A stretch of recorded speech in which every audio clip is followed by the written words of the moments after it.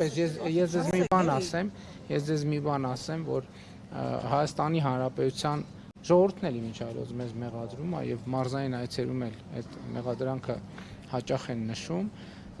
Մեր երկրում ցավոք շատերը կամ ոմանք ժողովրդավարությունը փորձում են նույնացնել թուլության հետ։ Ես ասում եմ, նրանք ովքեր կփորձեն կամ կշփոթվեն ժողովրդավարությունը թուլության հետ շփոթել, պետության համը մնա նրանց բերանները։ Այսինքն ով որ ասի, որ կանգնել են եկեղեցու կողքը նույն ճակատագրին է արժանանալու։ Ով որ ասի, որ եթե քաղաքական գործիչները եւ ճանապարհները չաշխատեն, մենք մեր ձևերով կմիջամտենք, արժանանալու է։ Մենք մեր ձևերով կմասնակցենք, արժանանալու է, այո։ Հիմա պարոն Փաշինյան։ Եվ ուրիշը ասեմ, ես կարծում եմ նաեւ հիմա արդեն հայտնի է, իմ կարծիքով նաեւ այդ հայտարարությունը ընդհանրապես կապ չունի ոչ եկեղեցու, ոչ եկեղեցու շահերի հետ։ Ես ուղիղ 1 ամիս առաջ, 1 ամիս ժամկետով տվել էի կառավարության անդամներին, վերաբերելի անդամներին հանձնարարական, որ կամ հեծին կողմից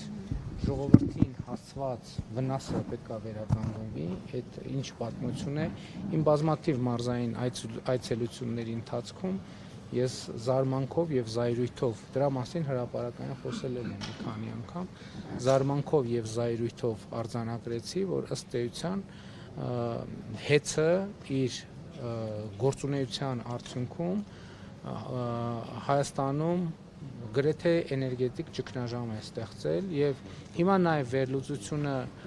վերլուծությունը հիմք է տալիս մտածելու, առնվազն թույլ չի տալիս հրաժարվել այդ մտքից, որ այդ ամեն ինչը արվել է եւ արվում է Հայաստանում ներքին հանրային դժգոհություն գեներացնելու համար։ Բայց ես տվել էի հանձնարարական, որ մի ամսվա ընթացքում կամ պետք է հստակ ժողովրդին հասցրած վնասը վերականգնելու մեխանիզմներ դրվեն, կամ հեծը պետք է ազգայնացվի, այսինքն պետականացվի։ Իմ հանձնարարականի օրը լրանում է հունիսի 21-ին, եւ ես այդ ակտիվացումը ուղիղ կապում եմ իմ այդ հանձնարարականի, իմ այդ որոշման, որովհետեւ կառավարության անդամները սկսել էին աշխատել, հեծին հստակ ուղերձ տվել էին, որ տեսեք, եկեք կամ հստակ հաշվարկում ենք ժողովրդին ինչ վնաս եք հասցրել, ոչ միայն ժողովրդին, պետական եւ մասնավոր կազմակերպություններին, որովհետեւ որ գյուղ գնում եմ, որ համայնք գնում եմ, որ մարզ գնում եմ, մարդիկ համատարած ինձ առաջ ուղիղ հարց են դնում, ասում են հոսանքը անջատվել է,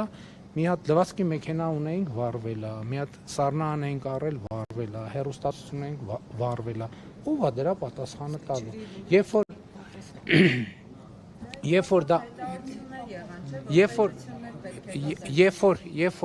դա 1 դեպք է, 2 դեպք է, 3 դեպք է, դա ուրիշ իրավիճակ է։ Ես Լոռու մարզում այց եմ կատարել, Լոռու մարզի իմ այցի ժամանակ ես ուր մտել եմ, հոսանք չի եղել։ Ուր մտել եմ կամ եղել է, անջատվել է։ Դպրոց կլինի, մանկապարտեզ կլինի, հյուրանոց կլինի, մասնավոր հիմնարկ կլինի, համայնքային հիմնարկ կլինի։ Սա անհանդուրժելի վիճակ է եւ ասում եմ, եկեղեցին տվյալ դեպքում հեծի շուտով նախկին սեփականատերերի համար ընդհանրապես ծխածածկույթ է։ Ներողություն,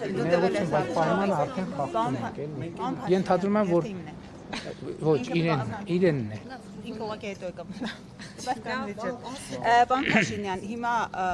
Սամվել Կարապետյանը 3 հայտարարեց, որ թքած ունի հեծի հետ կապված գործընթացների վրա, այսինքն դուք բիզնես ես գործունեությամբ դադարեցման կամ ազգայնացման անվան տակ չեք կարող իր մտադրություններից նրան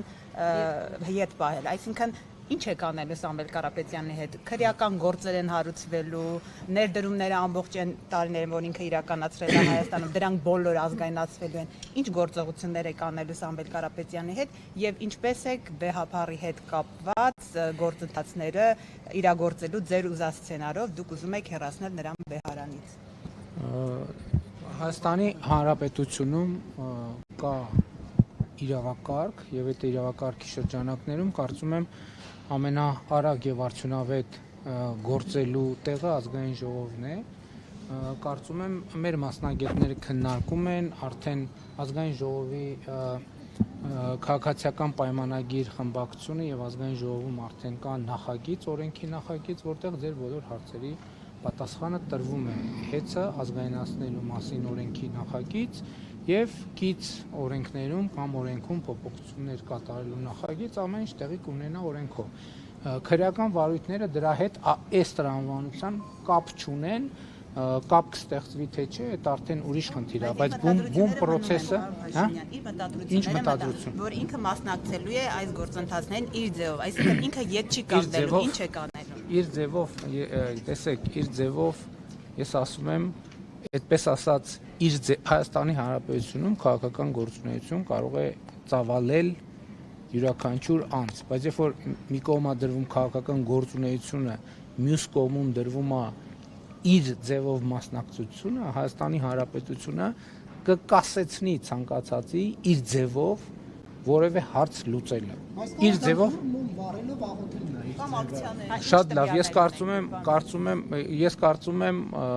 քննչական մարմինները կտան համապատասխան գնահատականներ, իսկ մոմ վառելու հետ կապված կարծում եմ կարող է իր ձևով հարցերը լուծելու մասին հայտարարություն անողը կարող է այդ մասին ցուցմունքներ տալ, բացատրություններ տալ, փորձաքննություններ ներկայացնել, այդ ժամանակ կպահի։ Աշխարհաքաղաքական հետք տեսնում եք այս ամենի մեջ։ Ընդհանրապես գիտեք ինչ, աշխարհաքաղաքականությունը շատ բարդ բան է, ամեն ինչի մեջ էլ աշխարհաքաղաքական հետք կարելի է տեսնել, ինչքան հեռավորությունից եւ ինչքան մոտիկից նայում։ Խնդրեմ ձեր հարցը։ Եկեք, խնդրում եմ, եկեք պահենք պայմանը, որովհետեւ հա մյուս գործընկերների իրավունքները բան չանենք, որ արագ շարունակենք։ Ես էլ փորձեմ արագ պատասխանել։ Դրա համար խնդրում եմ երկրորդ հարցը մի տվեք, որ ես կարողանամ արագ պատասխանել։ Եվ որովհետեւ ենթադրում եմ, որ այն հարցը, որ տալիս եք, թեմաները մոտավորապես պարզ են, չէ՞։ Աշխարհաքաղաքականությունից խոսեցիք, ամբողջ աշխարհը խառնված է իրար, պատերազմներ են գնում, դուք պատերազմ եք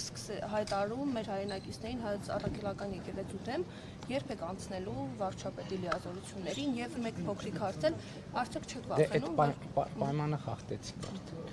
Ուրեմն նախ հետեւյալը ես հայ առաքելական եկեղեցուն եւ մայրաթորին չեմ կարող եւ պատերազմ չեմ հայտարարել։ Պատերազմ հայտարարել են այն մարդիկ, ովքեր խախտում են հայ առաքելական եկեղեցու կանոնակարգը, խախտում են կուսակրոնության ուխտագիրը, խախտում են մեր ավանդույթները եւ իմ խնդիրը որպես հայ առաքելական եկեղեցու հավատավոր հոտի հավատարիմ ներկայացուցիչ եկեղեցին վերադարձնելն է հոգևոր արժեքներին եւ հոգևոր արմատներին։ Ինչ վերաբերում է աշխարհաքաղաքականությանը, այո, տարածաշրջանում իրադրությունը շատ բարդ է եւ եթե դուք նկատել եք, ես այդ իրադարձությունների մեկնարկից ի վեր ներքաղաքական հարցերով առանձնապես չի արտահայտվում, բայց դա չի նշանակում, որ մյուսները այդ պասիվությունը պետք է օգտագործեին լկտի հարցակումներ անելու համար։ Այդ լկտի հարցակումները համարժեք պատասխան կստանան։ Ես ունեմ արդեն համոզվել։ Խնդրեմ։ Չունեք հարց։ Դուք վստահաբար պնդում եք արդեն մայիսի 31-ից սկսած, որ սրբազանները խախտել են, հա, այդ կուսակրոնության ուխտը։ Միշտ ասում եք հիմքեր կա, արդեն կպահականներն էլ դա որպես բացարձակ ճշմարտություն են ներկայացնում, երեկ էլ վեհափառին շնորհավորում էին հայրերի օրվա առիթով։ Ուզում եմ հասկանալ, բացի ձեր ենթադրությունները, դուք որևէ այլ հիմք ունեք նման մեղադրանքներ հնչեցնելու հայ առաքելական Սուրբ եկեղեցու ծառաների նկատմամբ։ Ես կարծում եմ, որ ես ունեմ ապացույցներ, եթե ես խոսում եմ, ուրեմն ես ունեմ ապացույցներ, բայց ես առաջարկել էի, դուք չեք նկատել, որ չեն վիճարկում իրենք չեն վիճարկում։ Ասում են անլուրջ է ձեր հայտարարությունը, իրանք չեն ասում, իրանք ընդհանրապես չեն վիճարկում իմ հայտարարությունները, չեն վիճարկում։ Այ երբ որ կվիճարկեն, ես առաջարկել էի, եթե իրենք որևէ ձևով վիճարկում են, իրենք կարող են դատի տալ եւ այդ ապացույցները կներկայացվեն կամ այլ ձևաչափով այդ ապացույցները կներկայացվեն։ Խնդիրը այն է, հետեւյալը, ընդ որում ես ուզում եմ շատ հստակ ընդգծեմ, ընդ որում ես մոռացա մի վարքյան իմ դիրքորոշումները ամբողջությամբ հիմնված են հայ առաքելական եկեղեցու կանոնների վրա, հայ առաքելական եկեղեցու իրավական կանոնների վրա, որով հենց եկեղեցին ինքը Հայաստանի Հանրապետության Արդարադատության նախարարությունում գրանցել է որպես հայ առաքելական եկեղեցու կանոններ եւ կանոնագիր։ Դուք ինչու եք հանձնաժողով ստեղծում